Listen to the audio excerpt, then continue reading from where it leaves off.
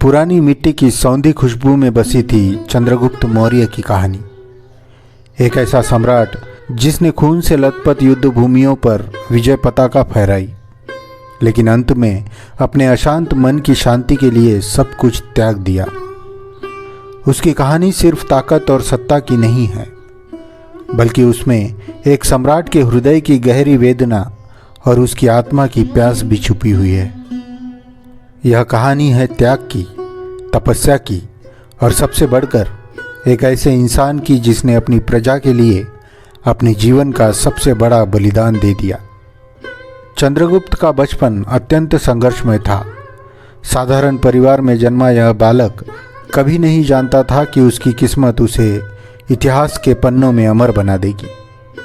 लेकिन एक दिन आचार्य चाणक्य ने उसे अपनी छत्र छाया में लिया और उसके जीवन की दिशा बदल गई। चंद्रगुप्त ने अपने गुरु के स्वप्न को अपने जीवन का उद्देश्य बना लिया। मगध को नंदों के अत्याचार से मुक्त कर एक महान साम्राज्य का निर्माण करना। उसका रास्ता कांटों भरा था। हर जीत के पीछे एक न खोने वाली मुस्कान छिपी हुई थी और हर हार के बाद एक नया संकल्प। हर युद्ध के बाद जब वह अपने शिविर में लौटता तो उसे एक अनजानी सी शांति की तलाश होती। अपनी विशाल सेना के शोर के बीच भी उसे एक गहरी खामोशी सताती थी, लेकिन वह अपने कर्तव्य से विचलित नहीं हुआ। मौर्य साम्राज्य का निर्माण हुआ और उसकी गाथाएं दूर दूर तक फैल गई। मेगास्थनीज, यूनान से आया हुआ एक राजदूत, उसकी राजसभा में बैठकर उसकी शक्ति और विवेक की प्रशंसा करता था। लेकिन चंद्रगुप्त का मन भीतर से हमेशा अशांत रहा। कई वर्षों की सफलताओं के बाद मौर्य साम्राज्य में एक ऐसी विपत्ति आई जिसने चंद्रगुप्त की जिंदगी बदल दी। एक भयंकर अकाल ने मगध के विशाल क्षेत्र को अपनी चपेट में ले लिया।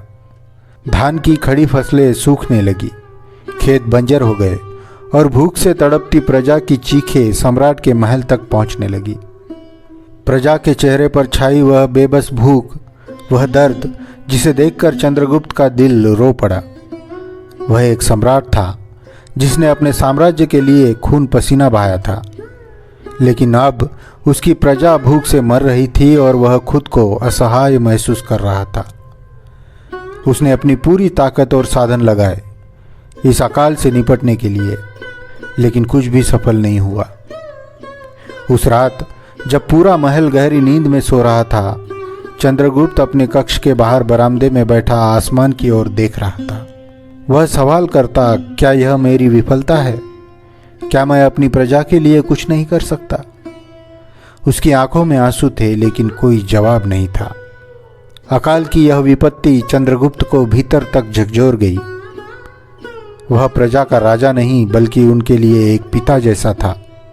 जब उसके बच्चे भूख से तड़प रहे थे, वह कैसे भोजन कर सकता था? उसी रात उसने अपने भोजन के थाल को दूर फेंक दिया और प्रण लिया कि जब तक उसकी प्रजा भूखी रहेगी, वह भी अन्न जल ग्रहण नहीं करेगा। उसका यह निर्णय राजमहल के भीतर सन्नाटा फैला गया। हर कोई चकित था कि कैसे एक सम्राट जिसने दुनिया के कई हिस्सों पर विजय पाई थी, अब अपनी प्रजा के लिए खुद को भूखा रख रहा है। उसकी आंखों में एक वेदना थी जिसे सिर्फ एक सच्चा राजा ही महसूस कर सकता था। उसने अपने कर्तव्य का पालन करते हुए अपनी प्रजा के दुख में खुद को पूरी तरह से समर्पित कर दिया। दिन बीतते गए, लेकिन चंद्रगुप्त ने अन्न जल को हाथ नहीं लगाया। हर गुजरते दिन के साथ उसका शरीर कमजोर होता गया, लेकिन उसकी आत्मा और भी मजबूत होती गई।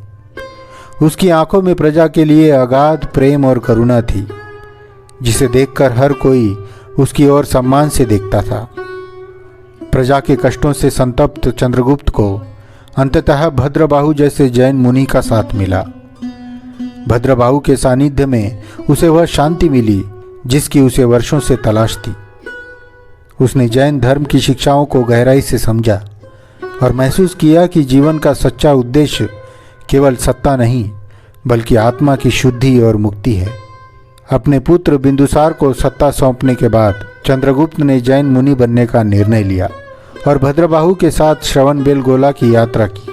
श्रवणबेलगोला की पहाड़ियों पर पहुंचकर उसने अपने शाही वस्त्र त्याग दिए और एक साधारण जैन मुनि का चोला धारण किया। श्रवणबेलगोला की चंद्रगिरी पहाड़ी पर तपस्या करते हुए चंद्रगुप्त ने महसूस किया कि अब उसका समय आ गया है। उसने जैन धर्म के संलेखना व्रत को धारण किया, जिसमें व्यक्ति भोजन और जल का त्याग कर शांति से मृत्यु को स्वीकार करता है। उसकी मृत्यु सिर्फ एक सम्राट की नहीं थी, वह एक पिता की मृत्यु थी जिसने अपनी प्रजा के लिए अपना सब कुछ त्याग दिया। उसकी आंखों में शांति थी और उसके होठों पर एक हल्की सी मुस्कान। उसकी आत्मा अब उस शांति की ओर प्रस्थान कर रही थी जिसकी वह वर्षों से तलाश कर रहा था। आज भी श्रवणबेलगोला की पहाड़ियों पर उसकी समाधि खामोशी से खड़ी है। उसकी कहानी हमें यह सिखाती है कि असली महानता सत्ता में नहीं, बल्कि त्याग, करुणा और आत्मा की शुद्धि में होती है।